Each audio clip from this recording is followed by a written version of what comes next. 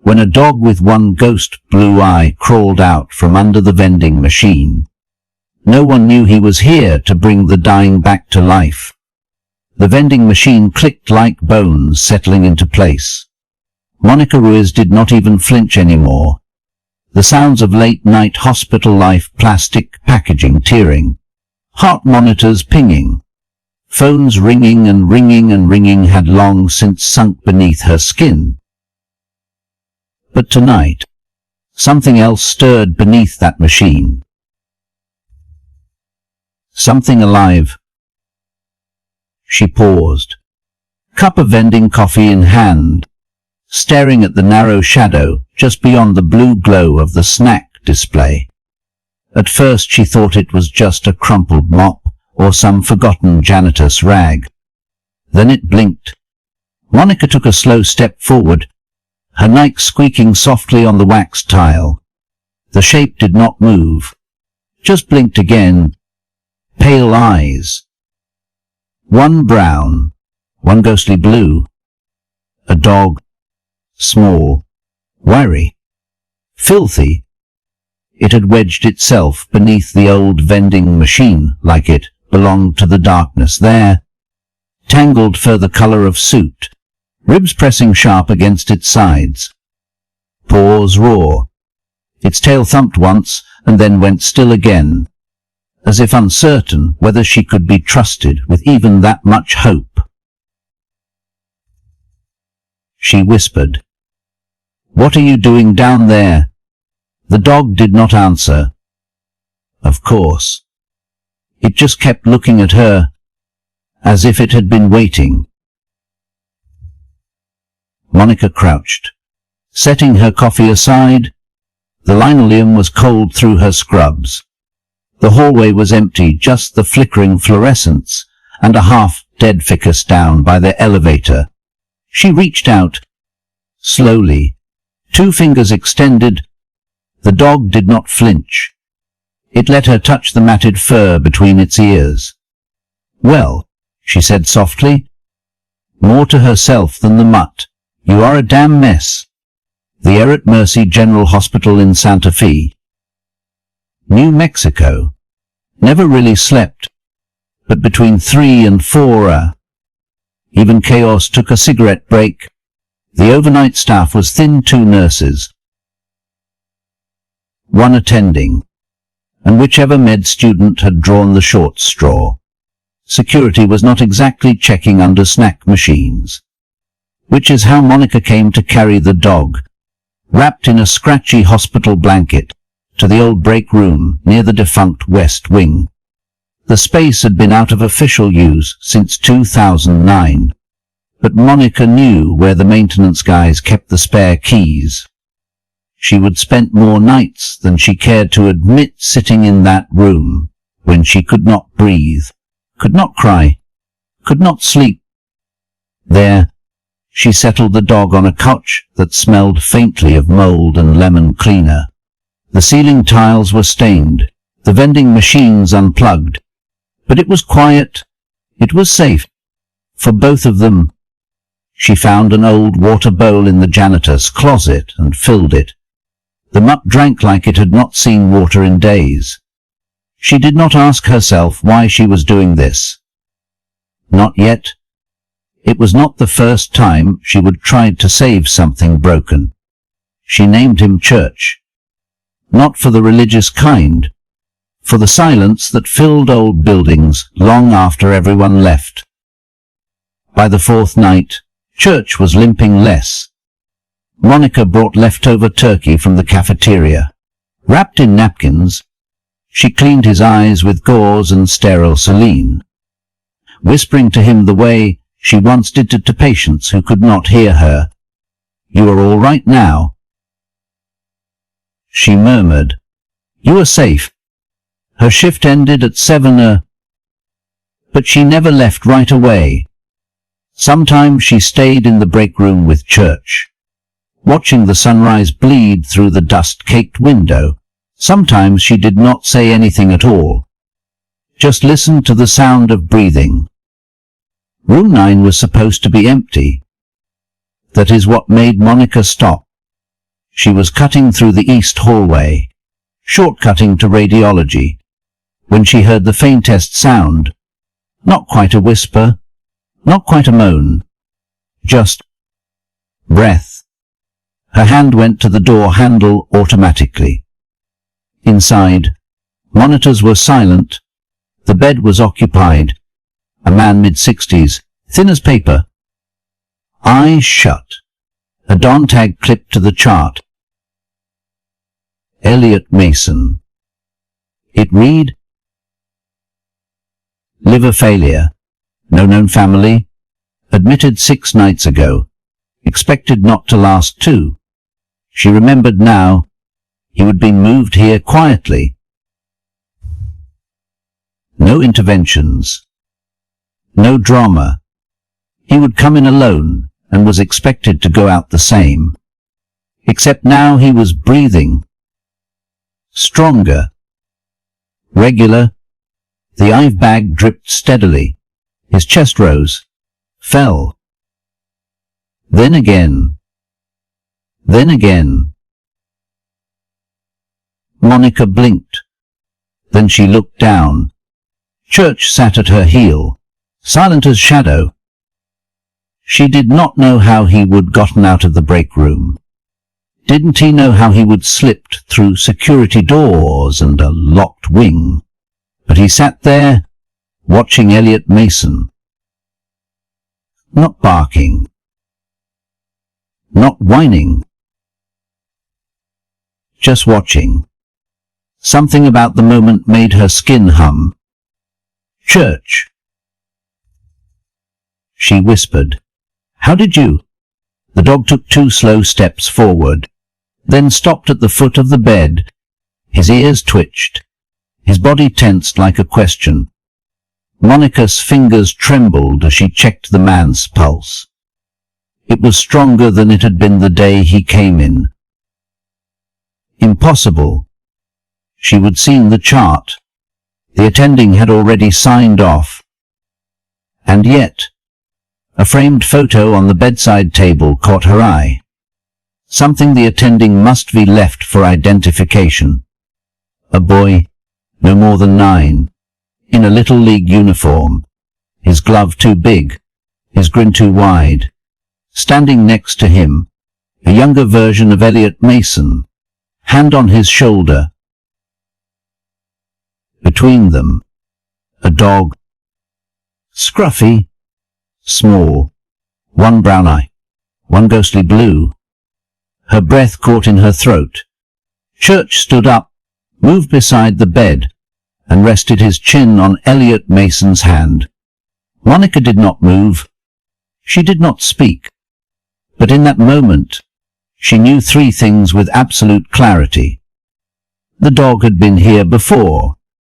Elliot Mason was not alone, and she had no idea what was coming next. Part 2.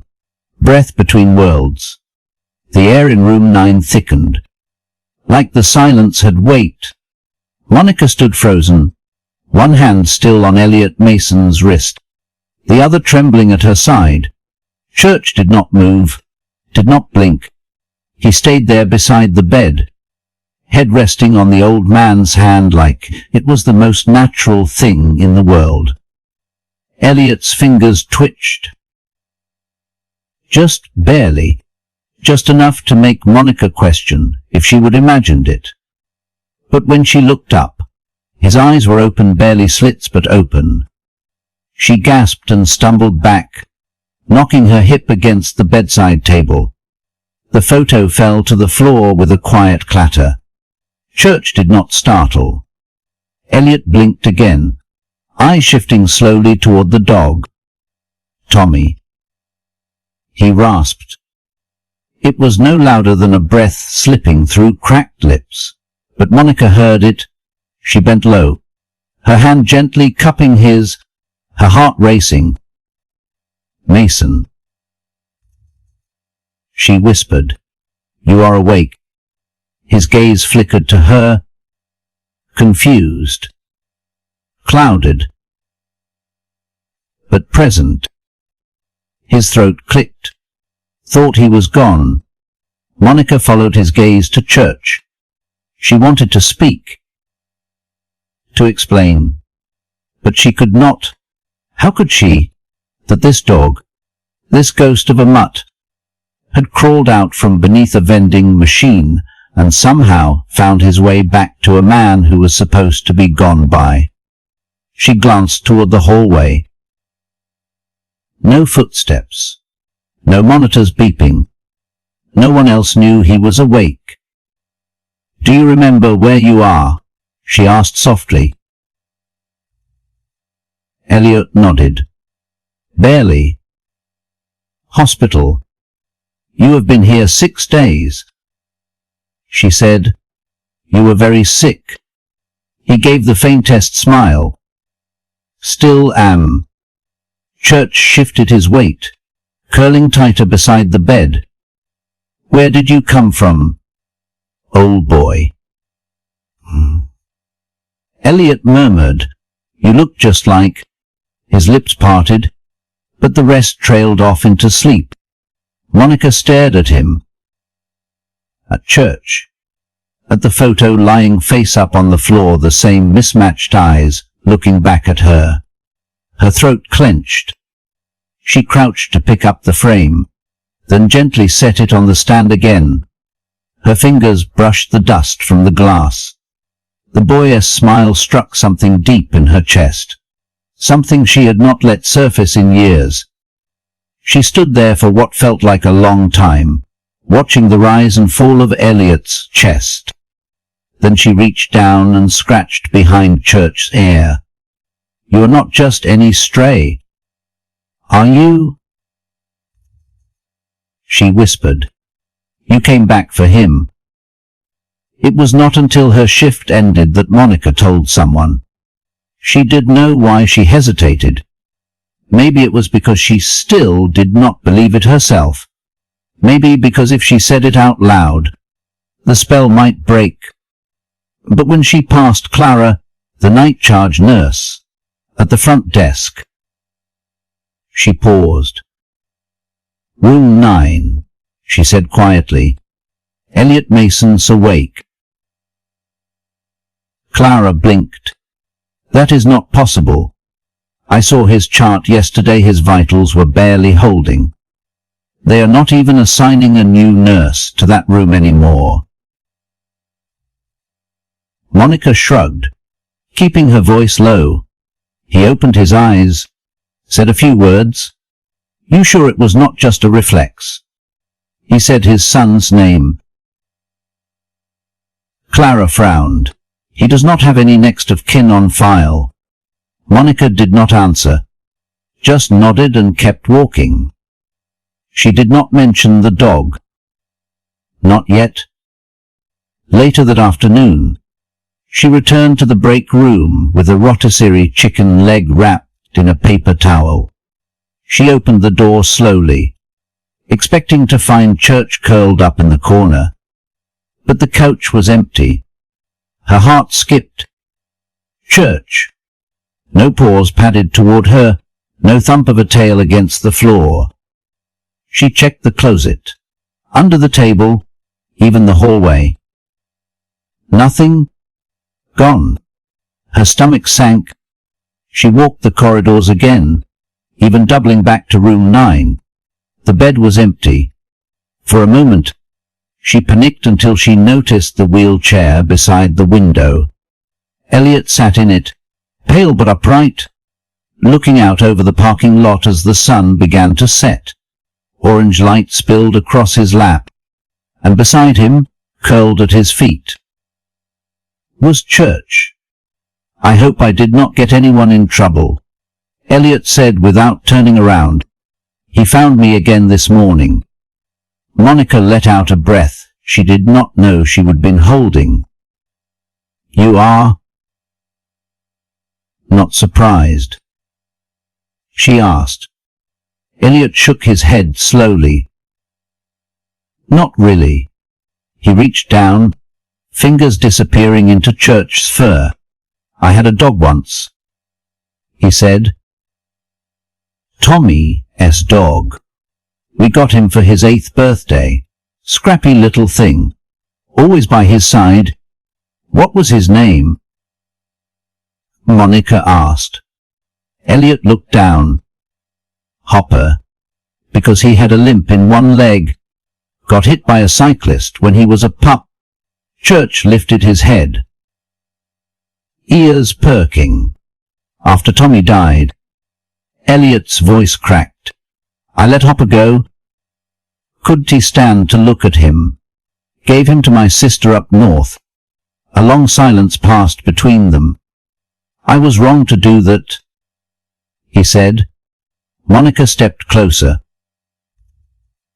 Sometimes grief makes us push away what we love. He looked at her, really looked at her, for the first time. And sometimes, he said softly, it finds a way back. Later that night, Monica stayed in the room, not as a nurse, just as a human being. Church curled up beside her chair. Elliot dozed in and out, but each time he stirred, his hand found the dog S for like it was second nature. Monica leaned back, eyes tracing the way the light from the machines shimmered on the white walls. Her chest ached with something that was both sorrow and peace. Monica. Elliot said, eyes half-lidded. Yes, you believe in ghosts. She paused. I did not used to. He gave a small nod. Me neither. Church gave a soft, almost inaudible woof in his sleep. Outside, the wind began to rise. The hallway lights flickered once. Then steadied. Monica closed her eyes, her fingers resting on the edge of the bed, and listened to the breath between worlds. Part 3. The woman with the locket. The morning light came in soft and gold through the east-facing window of room 9. Monica had not meant to fall asleep, but sometime after 4, with Church curled at her feet and Elliot breathing steady in the bed. Her head had dipped forward. When she woke, her neck ached, her legs tingled, and her heart pounded with that odd, guilty panic only nurses know, waking up where you should not. When you should not, even if it has only been 20 minutes. Elliot was awake. He was staring out the window again, one hand resting on the dogger's back. The other gently turned something between his fingers, a silver chain. You stayed, he said without looking over. So did you? She replied softly, rubbing the sleep from her eyes. He held the chain up. A tiny oval locket dangled from it, its edges dented and worn smooth with time. This belonged to my boy's mother, he said. She left it when Tommy was just a baby. Walked out one night after the dishes were done and the Teddy V was still warm. Monica did not speak. She would learned a long time ago that grief did not want fixing it just wanted room to breathe. She always said it would keep the past close. Elliot went on, I did not believe in trinkets. I kept it anyway. Gave it to Tommy when he turned 10. He wore it around his neck like armor. Monica's eyes dropped to Church. His ears twitched as if he was listening. When Tommy died, they gave it back to me. Elliot said, I kept it in a drawer. Haven't touched it in years. What made you bring it here? He looked at her, and there was something raw and unvarnished in his eyes. I did not. I found it under my pillow yesterday morning. Monica's lips parted. You sure? He nodded. I thought maybe the nurse had found it in my personal effects. But no one knew it existed, not even on my chart. He leaned back into the pillow, breathing deep. Now I wonder if Hopper brought it. Church blinked slowly. as if considering whether to accept the name. Monica's pulse ticked. You think? Church is Hopper. Elliot shrugged with a dry smile. I know how it sounds. But she did not laugh. Didn't he dismiss it? Because deep down, part of her had already started believing something just as impossible. Later that morning, as she refilled Elliot's water and tried to brush the worst of the dog hair from her scrubs, Claire appeared at the door with a clipboard in hand and a face that said trouble. You did not log this animal, she said, eyes fixed on Church. I know. Monica replied, already bracing herself. You have had him here how long? About 5 nights. Clara folded her arms, clearly trying to remain professional. He is not a certified therapy dog. I never said he was. And yet, he has been in a restricted wing. I kept him in the abandoned break room. He has never been near other patients. Clara looked at Elliot, who gave her a tired but genuine smile. He has not been disruptive. Elliot said, quite the opposite. Clara's expression softened slightly. Still, she muttered, tapping her pen against the clipboard. We can have stray animals in a sterile environment. You know the policy. Monica's stomach sank. I understand. I have contacted animal control. Clara added, voice gentler than Monica expected. They will come this afternoon. Elliot sat forward, his voice suddenly sharp. That dog stays with me. It is not up to us. Clara said, hospital rules. He saved me. Elliot said. Clara paused. Her mouth opened, then closed. There was nothing in the manual for that kind of statement. I will do what I can, she said finally, but you need to prepare. When she left, the room felt colder, like a storm door had been cracked open. Monica bent down and cupped Church's face in her hands. We will figure this out, she whispered. I promise. It was noon when the visitor arrived. Monica had stepped out briefly for coffee, but when she returned to room 9, she found a woman sitting by Elliot's bedside. Late 30s. Early 40s. Curly brown hair streaked with grey.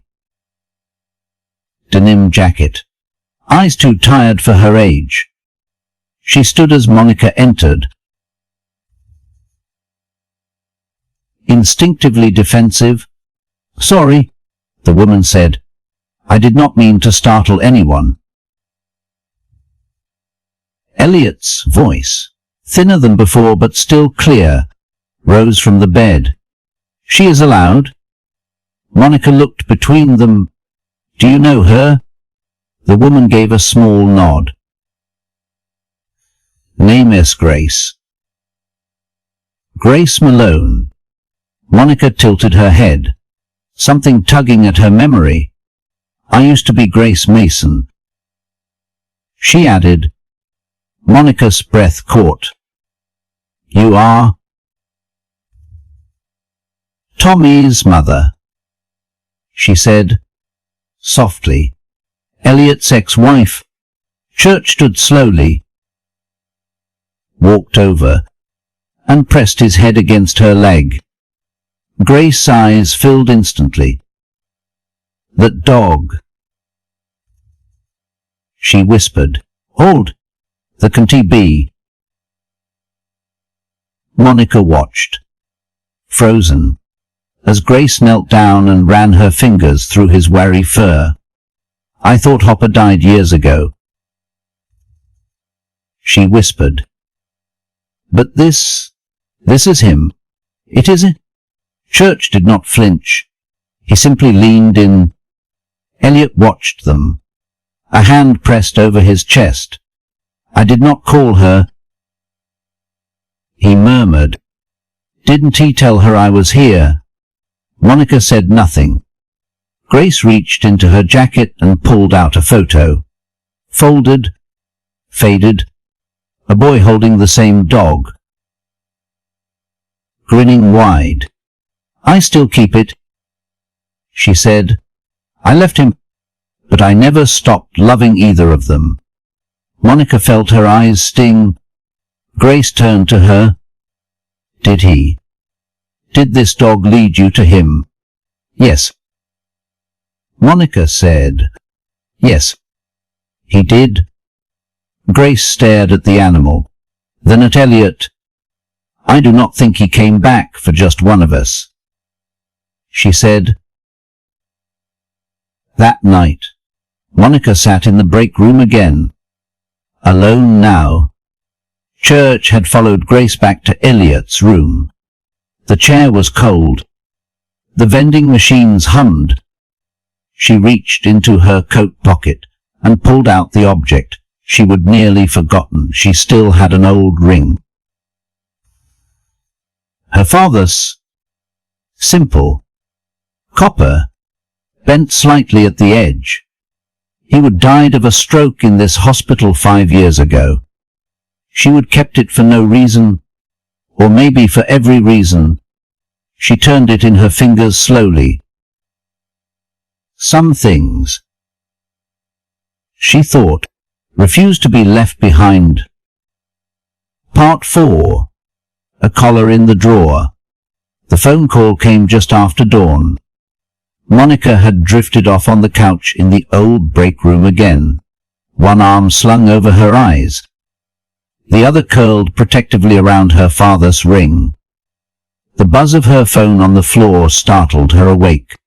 She sat up quickly, heart racing. Unknown number.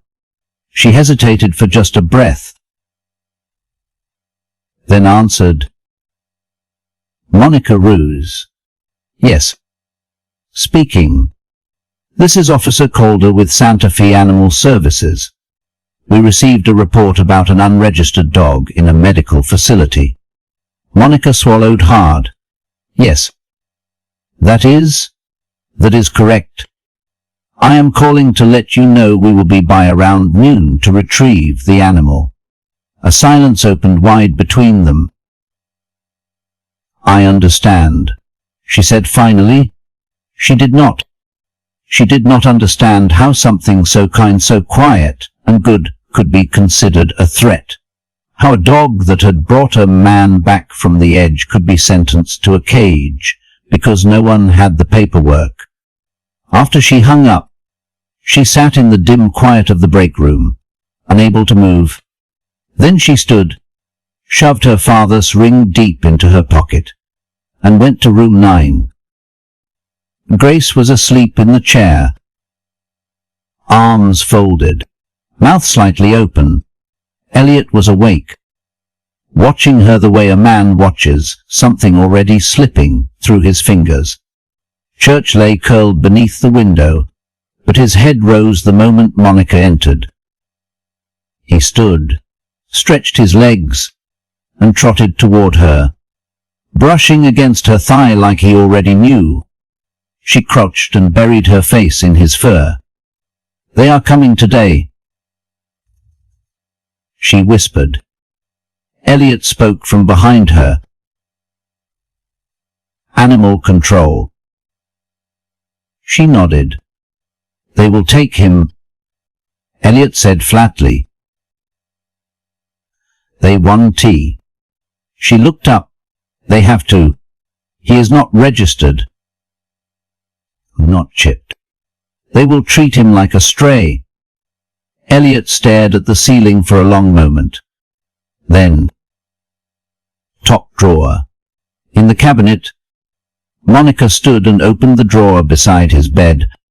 A tangle of cords, a soft-back Bible, a bottle of cheap aftershave, and at the very back, wrapped in a handkerchief, something small and worn. She unfolded it. A red leather collar, cracked with age. The tag read, Hopper. If found, call. Messon 505 800 and 1320 298. Her fingers trembled. I found it when I was cleaning out the garage last month. Elliot said. Voice hoarse. Didn't he know why I kept it? Guess I do now. Monica turned the tag over. It had a faint paw print etched on the back, like a child had tried to draw one in with a pen. He is Chippet. Elliot said. Or he used to be. Got him done when we first adopted him. If it still scans, he is not a stray. Grace stirred and rubbed her eyes. What is going on? They are coming to take him. Monica said, over my dead body. Grace replied. Elliot half laughed. Well, they almost had that last week. Monica knelt and fastened the old collar around Church's neck.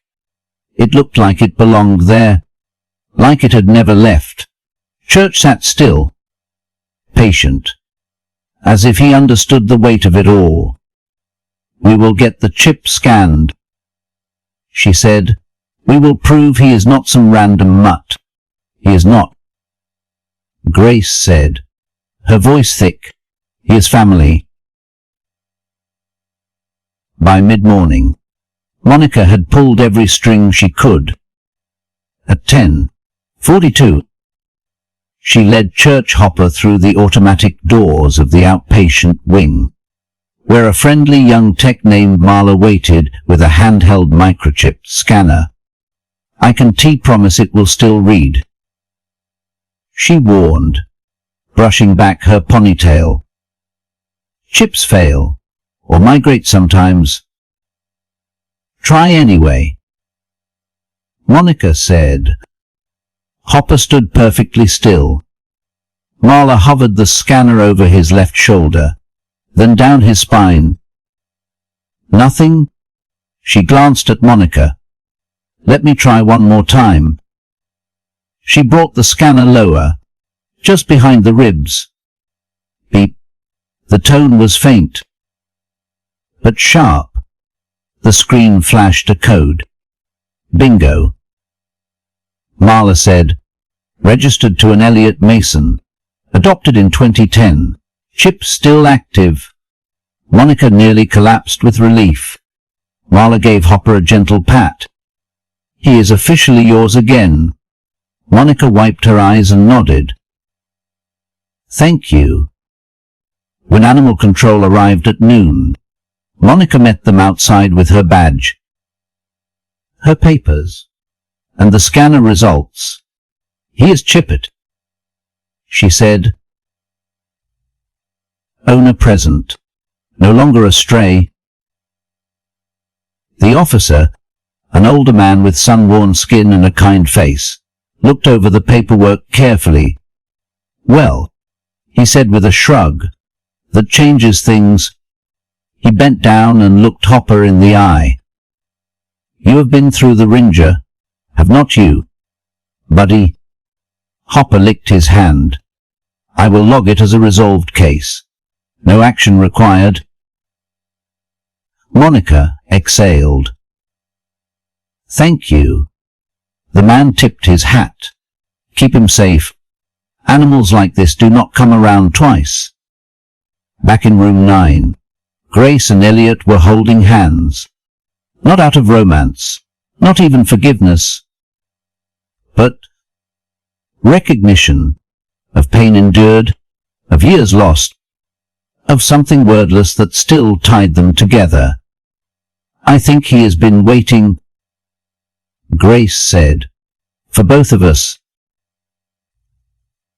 Elliot nodded, and he found the one person who could lead him back. Monica sat on the edge of the bed, and Hopper placed his paw on her knee. You do not know what you did for me, she whispered to him, but deep down, maybe he did. That evening, after her shift, Monica sat once more in the break room. She reached into her pocket and took out the ring. And beside her, not curled beneath a vending machine, not hiding from the world, but resting at her side like he belonged there, was Hopper. Part 5. The letter she never sent. The rain came in sudden and strange, that night, desert rain, sharp and cleansing, like the sky had been holding its breath too long. Monica Ruiz stood by the open window in her small adobe duplex just outside Santa Fe, watching the storm roll in over the hills. Hopper lay curled on a woven rug by her feet, nose tucked into his tail, perfectly still but somehow more present than anyone she would lived with in years. The room was dim. A single lamp glowed over a stack of patient charts she hadn't touched. On the kitchen counter, a mug of tea gone cold, and in her lap, the envelope. She had not meant to pull it out, hadn't meant to go back there. But something about the dog, his watchful quiet, his improbable return, had nudged open a part of her that had stayed bolted shut for too long. She turned the envelope over. The paper was creased from years of handling, her handwriting shaky and stubborn still read. Lucas Ruiz, care of Camino State Correctional Facility, Unit D, Block 3. It had never been mailed. She ran her thumb over the edge of the flap, then slid the single sheet of paper out. Her eyes skimmed the words. They felt like they would been written by someone else. December 2nd, 2017. Lucas, you asked if I hate you. Do not. I did for a while. Yes. I hated the way your face disappeared from every photo in Mom's house. I hated the looks I got at school, the whispers that followed me into the nurse's lounge years later.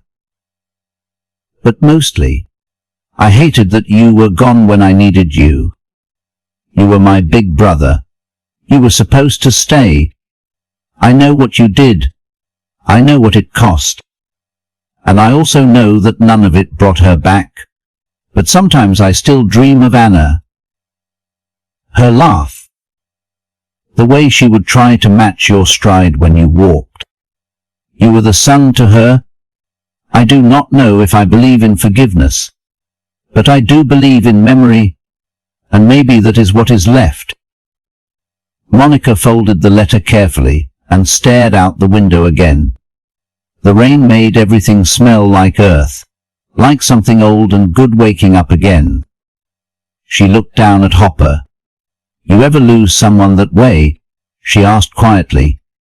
He lifted his head slightly, ears turning toward her. She let the silence stretch, like it wanted to speak. You came back, after all those years, after being cast off. You still came back. She swallowed hard. I never mailed it because I did not want him to know I still cared. She admitted, but the truth is, I do. I never stopped. She stood, walked to her desk, and pulled open a drawer she had not opened in months. Inside, a single, unused stamp. She placed it on the envelope.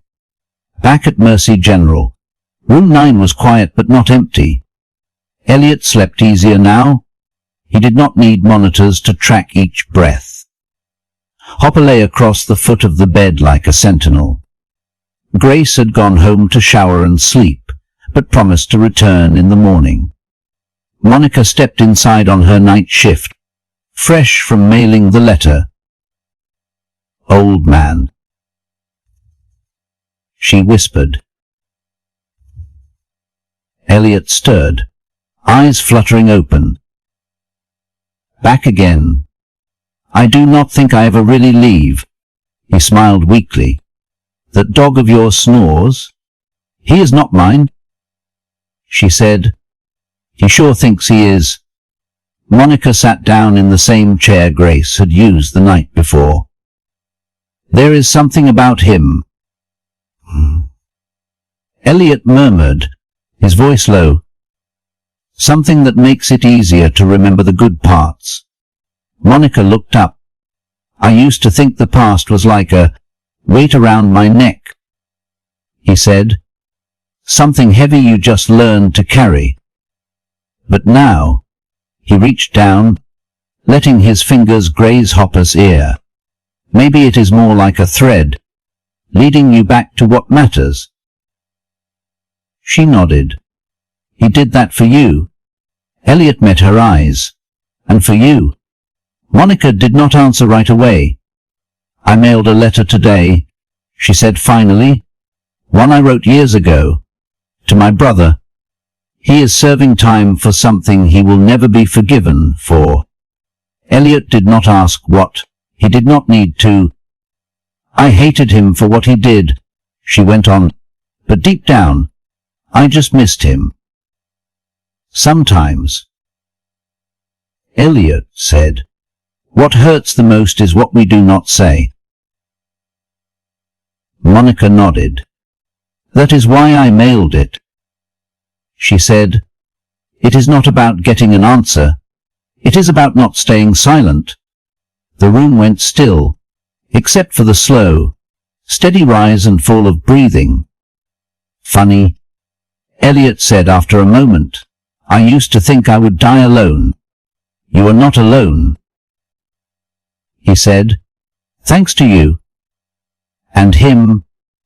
He gestured toward Hopper, who stirred and stretched, tail thumping once against the bed frame.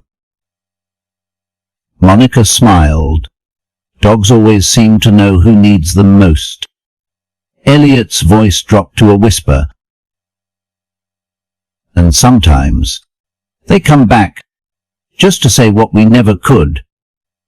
Part 6. When the lights went out, the power flickered at 2:17. Just a flash, barely a blink. But in a hospital, even a flicker feels like a thunderclap. Monica Ruiz was in the middle of checking vitals in room 12 when it happened. The monitors stuttered. The overhead lights buzzed and dimmed.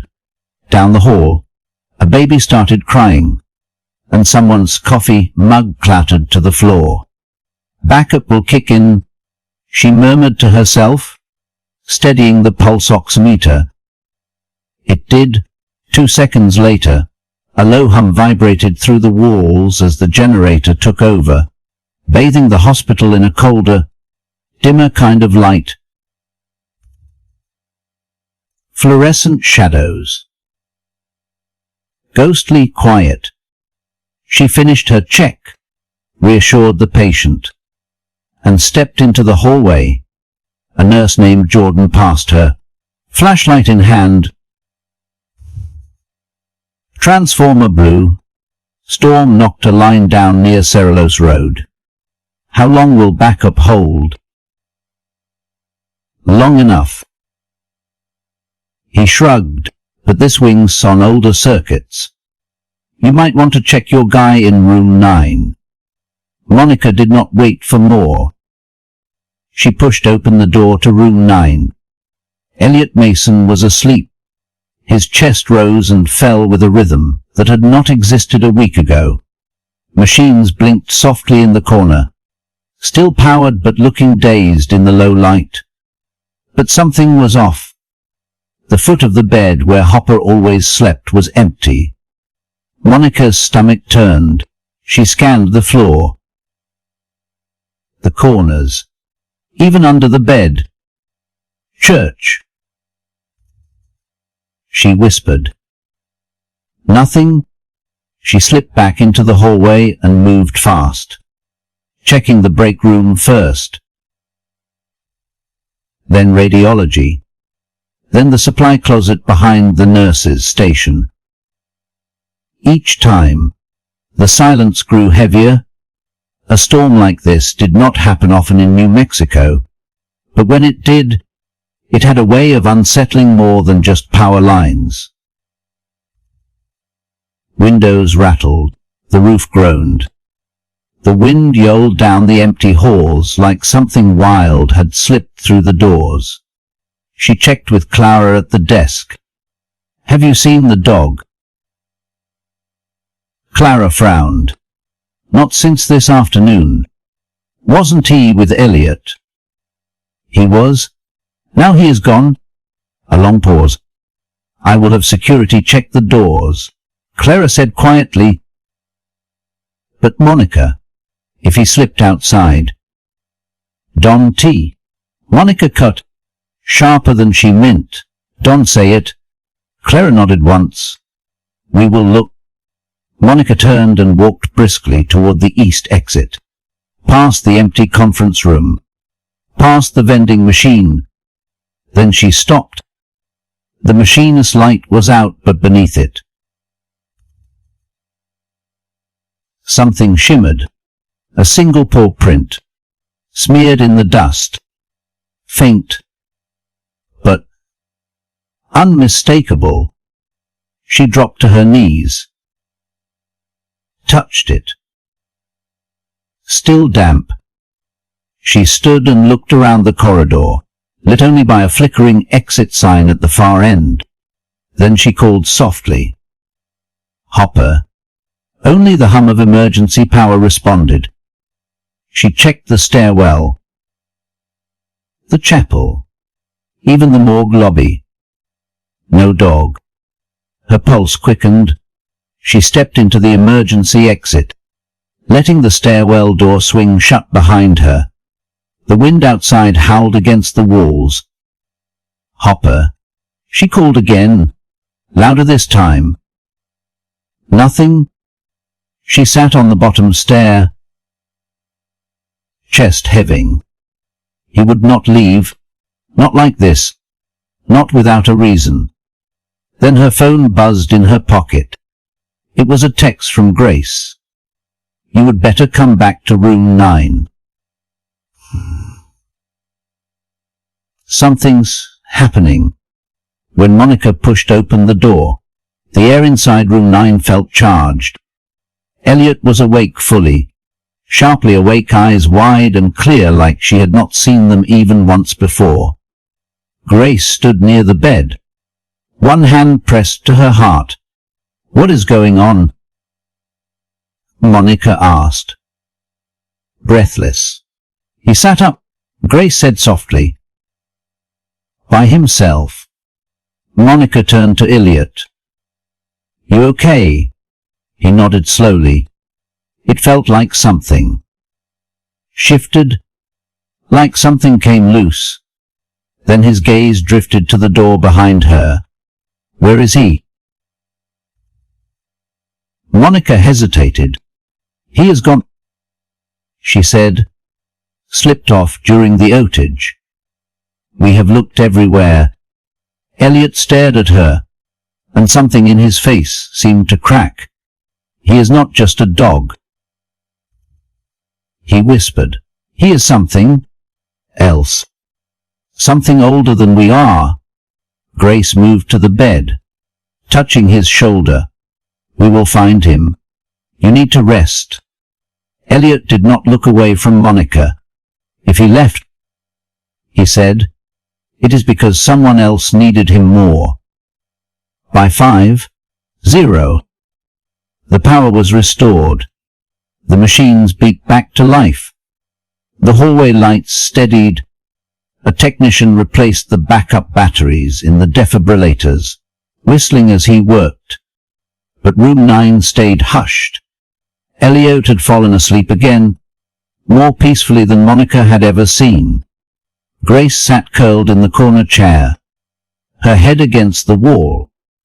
Monica stood by the window, watching the dark blue of early dawn press against the glass. She held her father's ring in one hand. In her mind, she replayed that final glimpse, Hopper's paw print in the dust, the faint glimmer of fur caught in the doorway, and the feeling that something had ended. Quietly, just out of reach. She looked out at the hills beyond the hospital. The storm was moving east now, but something had been carried away with it. Part 7. The Trail of Feathers. By sunrise, Monica had checked every hallway in Mercy General twice. The wind had died.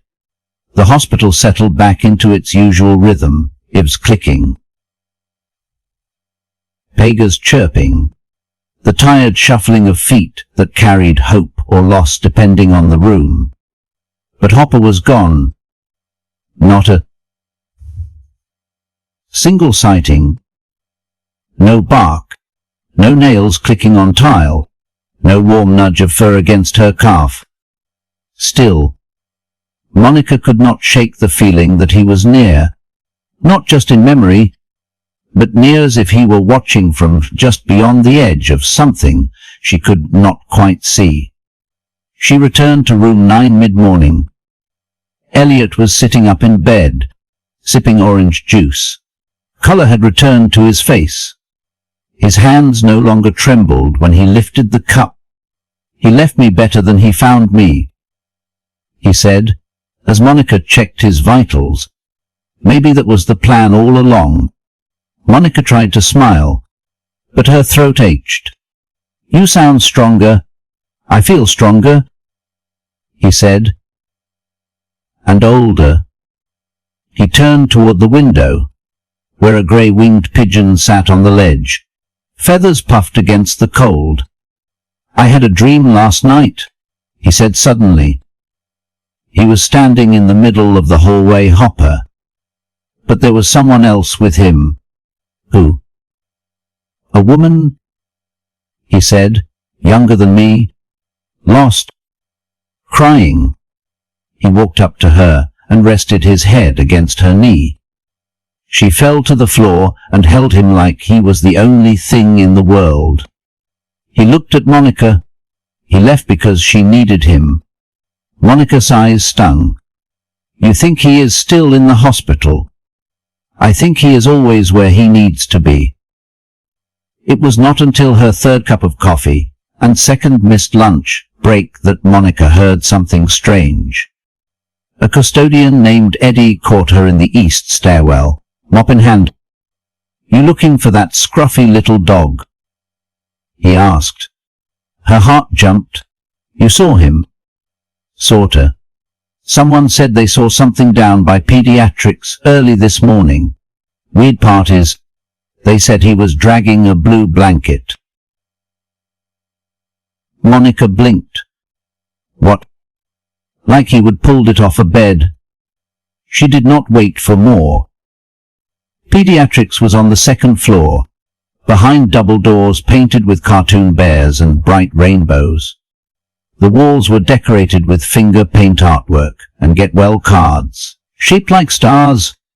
The scent of baby powder and disinfectant lingered in the air. Monica paused at the nurse's station. "Anyone here report a dog?" A young nurse with a tired ponytail looked up. "Oh yes. There was a weird moment this morning. Room 214. Little girl with us," he coded briefly. Just for a second. Monica's chest tightened. "What happened?" "She came back," the nurse said.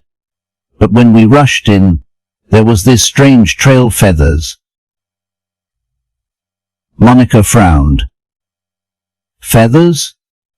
"Yeah. Bird feathers. Right up to her bed." It was eerie. "No birds in here." "Obviously."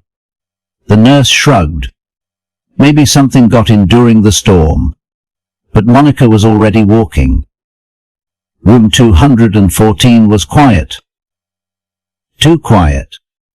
A little girl, maybe 5, lay curled in the hospital bed, breathing through a nasal cannula. Her skin pale but no longer blue. Her lashes fluttered as she slept. Monica stepped inside. A nurse said folded blankets in the corner. She looked up. You family.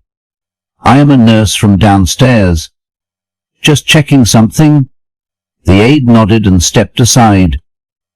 There, along the baseboard, trailing from the foot of the bed to the corner of the room, was a faint path of grey feathers, and next to the girl's pillow, tucked between the stuffed animals, was a single, dark dog hair. Monica knelt, gently pulling it free. Hopper had been here. He had left Elliot and come to her. This was not random. It was intentional. Back in the stairwell, Monica sat on the third step, hands pressed to her eyes. She was shaking, not from fear, but from the realization that everything she would suspected was true. Hopper was not just a lost pet or an old soul. He was a thread, just like Elliot had said, a quiet, breathing thread that stitched broken things back together. Where he went, healing followed. But where had he gone now? And who else still needed him? Monica returned to room 9 that evening to find Grace reading aloud from an old copy of the Velveteen Rabbit. Elliot lay back with his eyes closed, smiling at the familiar words. Monica waited until Grace paused at the end of a paragraph, then stepped forward. I found him. Grace looked up. Where? Pediatrics. Room 214. A little girl flatlined early this morning, and came back. Grace's hand flew to her mouth. Monica continued. They found feathers on the floor, a trail, and a dog hair by her pillow. Elliot opened his eyes. He moved on. Grace nodded slowly. Just like he did for you? Monica sat in the chair and looked at them both. I think he is. More than what we thought. More than a dog? Elliot asked gently. Yes. Monica whispered. He is memory. He is loyalty. He is grace. They sat in silence for a long moment. Then Elliot reached under the blanket and pulled something out. The red collar? He handed it to Monica. Keep this, he said. He may come back. Monica closed her fingers around the leather. It was warm. Somehow, alive with all it had witnessed.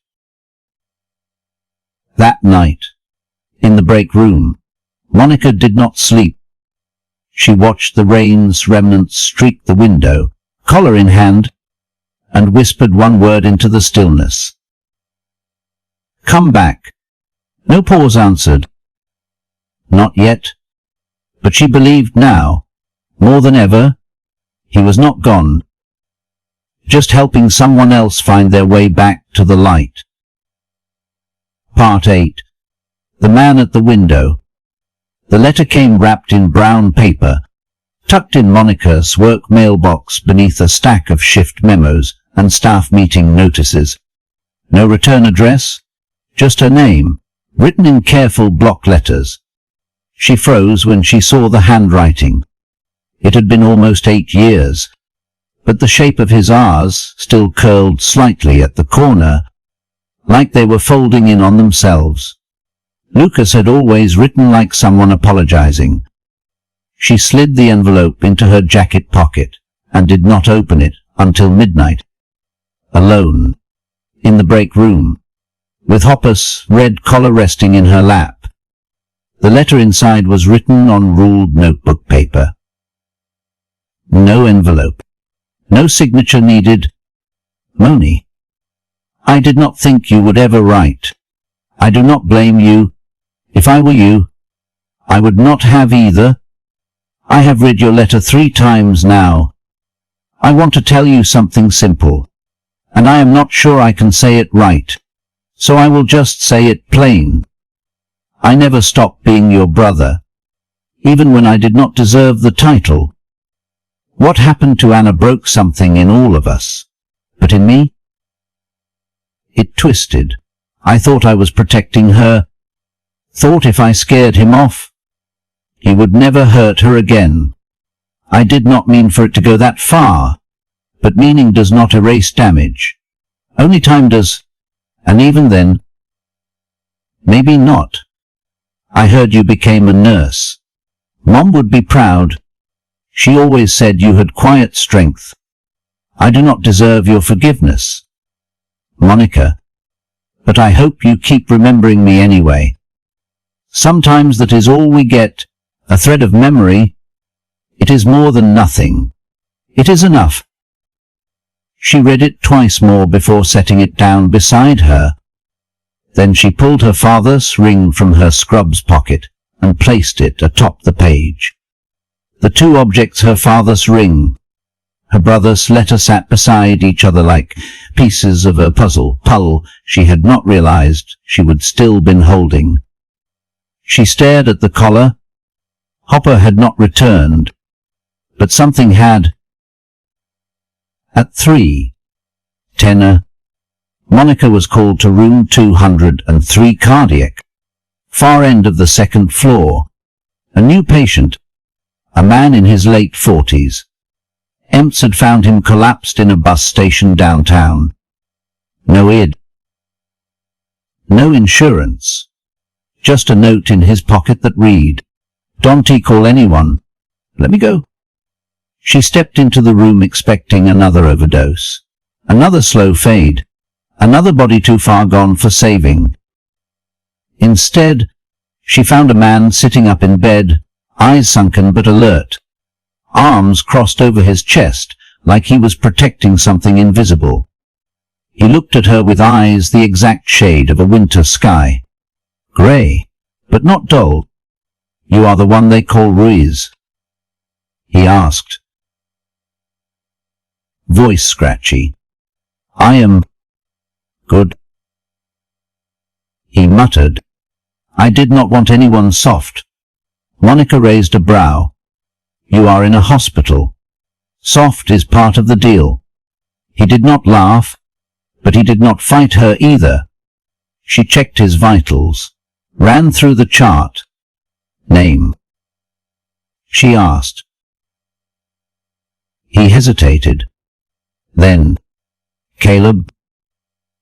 "Last name?" "Doesn't T matter?" She paused, then nodded. "Okay. Caleb, we will start there." He watched her like a man waiting to be judged. But Monica did not ask more. She simply did what she always did: check, chart, adjust, breathe. As she reached to change the IV tubing, something caught her eye. On the windowsill behind his bed, a single grey feather. She froze. "How did that get there?" she asked, more to herself than to him. Caleb turned, following her gaze. "Huh," he said. "I must be blown in when they wheeled me through the ambulance bay." Doors were open, but Monica was not listening anymore. She walked to the sill, picked up the feather. It was long, clean, just like the ones found in the pediatric room days earlier. She turned back. "Did you see a dog?" she asked quietly. "A small wiry, kind of crooked-looking one, blue eye, one brown." Caleb blinked. "What? Last night? Or this morning? Did a dog come into your room?" He looked at her like she would asked if angels sang in the vents. "I did not see a dog, but something happened." Monica said, "You were near death, and now you are alert." "I woke," Caleb said simply. "That is all." She did not push it, but in her chest, her heartbeat had changed. The next day, Monica went back to room 9. Elliot was packing, discharge papers signed, color in his cheeks, a suitcase on the foot of the bed. "I am going home," he said. "Grace is driving me. She does not mind." She volunteered. Monica smiled. "I guess old threads still hold." He took her hand. "Thank you, Monica, for everything." She looked down. "I did not do it alone," he said, voice softer now. "You never did." He patted the collar still looped through the side of her bag. "He will come back when it is time." She nodded. "He already is."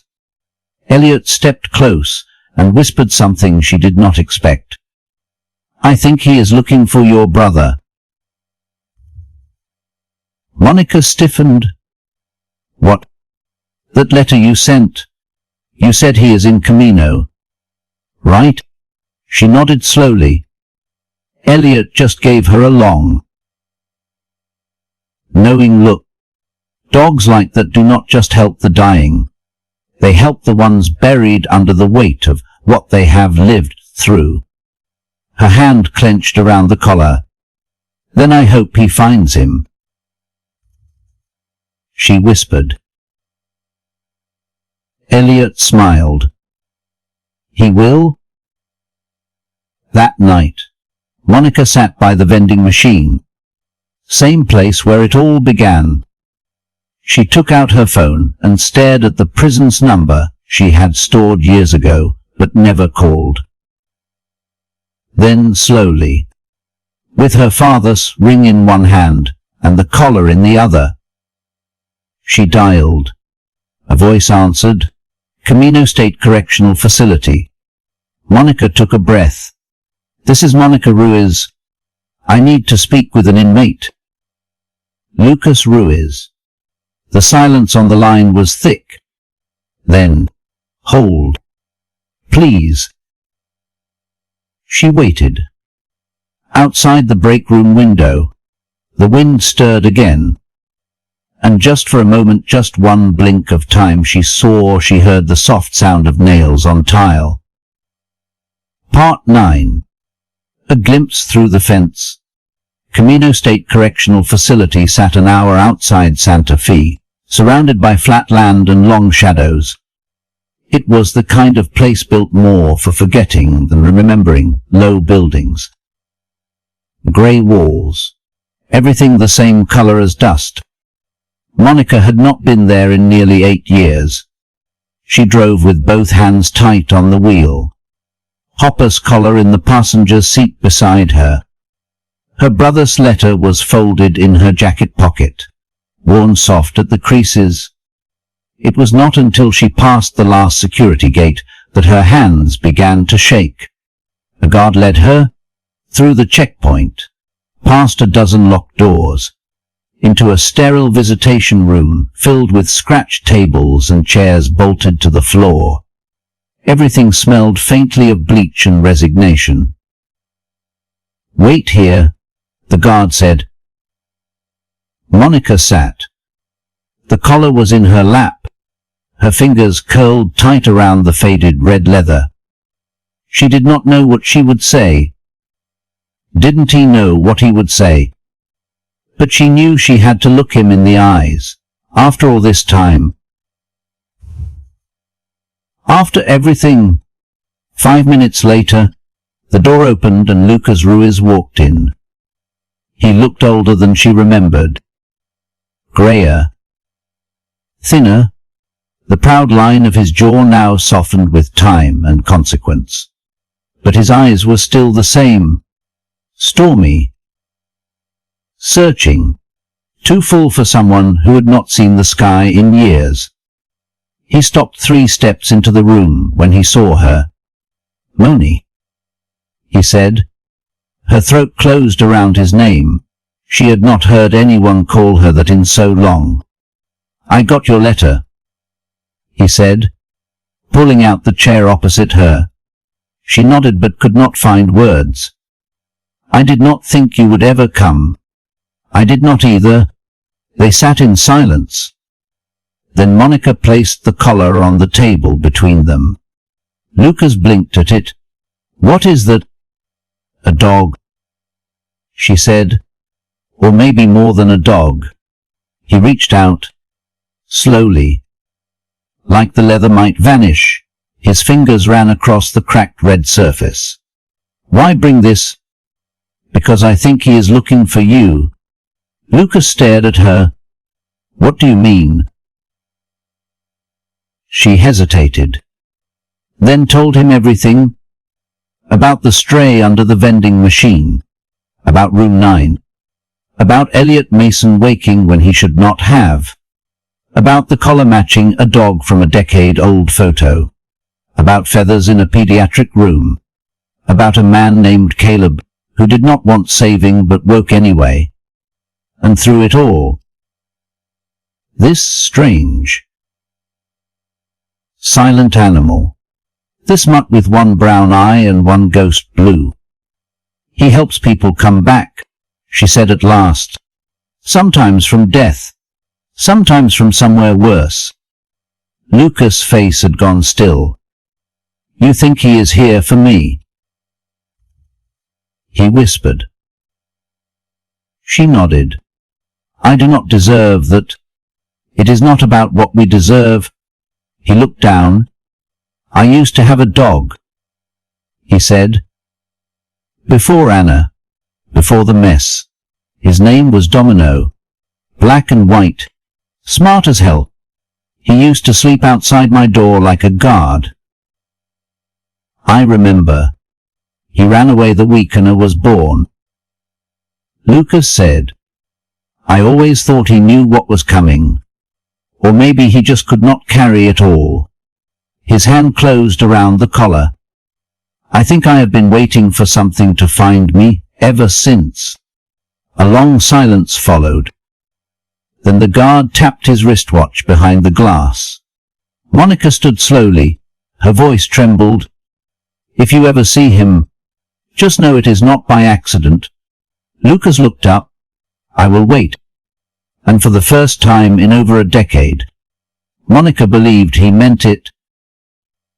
Outside, the wind was picking up. The yard beyond the prison fences stretched out into low hills and dry brush. The guard led her through the final checkpoint, then pointed toward the gravel path that wound back to the visitor lot. "Storm coming," he said. She nodded. Halfway to her car, she stopped. There, just beyond the perimeter fence, just where the wild grass met chain link, stood a dog. Small, wary, one blue eye. Hopper. He did not move toward her. He simply stood, watching. Then he turned, slowly, and walked toward the edge of the prison. Monica ran to the fence. Hopper. He did not turn, but he was not running away. He was heading somewhere with purpose, like he would done it before, like he knew exactly where he was needed next. Tears spilled down her cheeks, but she was smiling. "Find him," she whispered. "He is ready." The wind carried her voice across the fence. And somewhere, on the other side of locked doors and bruised memory, a man sat at a bolted table, holding a red collar in both hands. Waiting. Part 10. Where the light slants in. 3 days passed. Then 5. The hospital shifted forward, as hospitals always do. Patients were discharged. New ones admitted. Hallways filled again with the quiet churn of life on the edge monitors blinking. Hivs dripping. People holding hands for the last or first time. Monica Riz showed up for every shift. She still checked room 9 even though it stood empty now, clean bed. Folded linens. A faint imprint on the windowsill where a pigeon used to perch. Elliot Mason had gone home with Grace. They sent a postcard the day after Thanksgiving. A photo of the two of them on their porch. A blanket over their knees. The words written in shaky black ink. Not every wound needs to be reopened. Some just need warmth. Gee? Monica pinned it to the break room cardboard, next to a photo of Hopper she would printed off the security camera footage, the only image she had of him standing under the vending machine, eyes glowing faint and wild. He had not come back. Not to the hospital. Not to her car. Not even in her dreams. But something in her had shifted. She knew now he did not belong to her. He never had. 1 week later, just before the end of her shift, Clara flagged her down in the hallway. "There is someone asking for you at the front desk." "Who?" She did not say her name. Clara replied, lowering her voice. "But she has got a dog with her." Monica's heart rose into her throat. She moved fast through the lobby doors, past the elevator banks, nearly colliding with a candy striper pushing a wheelchair. And there, standing beside the front reception desk, was a woman in a denim coat and a dog. Not Hopper, but clothes. A younger mutt, same worry, same mismatched eyes, one brown, one ghost blue. The woman turned as Monica approached.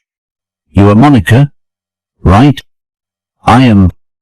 This guy showed up at my farm 2 nights ago," the woman said. "Scratched at the door until I let him in. Slept by the fireplace like he would lived there all his life." She looked down at the dog, who wagged his tail once, slow and steady.